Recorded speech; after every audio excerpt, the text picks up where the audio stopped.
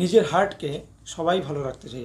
আমরা চাই আমরা যে আরও বেশি দিন বাঁচি, আমাদের হার্টে যাতে কোনো ধরনের সমস্যা না হয়। যদি আপনিও সেম চিন্তাভাবনায় থাকেন তাহলে আপনাকে কয়েকটি স্টেপ ফলো করে চলতে হবে।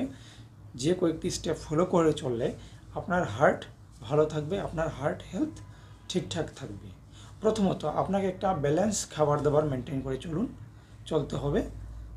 ব্যালেন্স বলতে কি, ভালো মানের ফ্যাট, ভালো মানের কার্বস, ভালো মানের প্রোটিন সোর্স, এগুলোকে মেনটেন করে চলুন।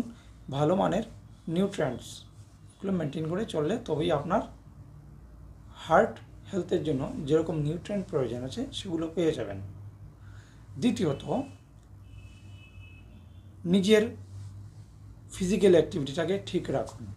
আপনি যদি বসে বসে কাজকর্ম করেন তাহলে দিনের একটা সময় আপনার ফিজিক্যাল অ্যাক্টিভিটিটাকে কমপ্লিট করুন। তৃতীয়ত, প্রতিদিন আপনার ঘুম পর্যাপ্ত পরিমাণে হচ্ছে কি না সে বিষয়ে খেয়াল রাখুন, এবং যদি না হয় তাহলে পর্যাপ্ত পরিমাণে ঘুমানোর চেষ্টা করুন।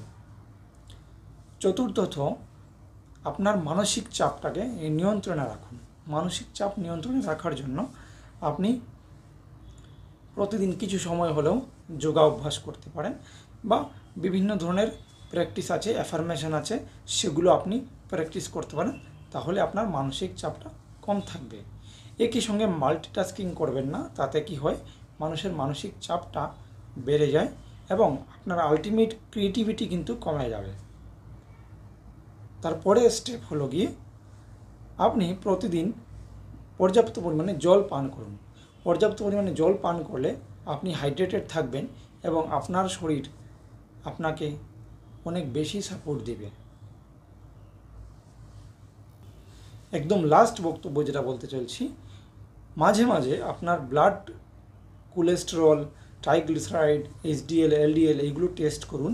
লিপিড প্রোফাইলটাকে একবার চেক করুন মাঝে মধ্যে, তাহলে আপনি আপনার হার্টটাকে ভালো রাখতে পারবেন এবং হার্ট অ্যাটাক অথবা কোলেস্টেরল প্রবলেম, এই ধরনের প্রবলেম আপনার কাছে আসতে পারবে না।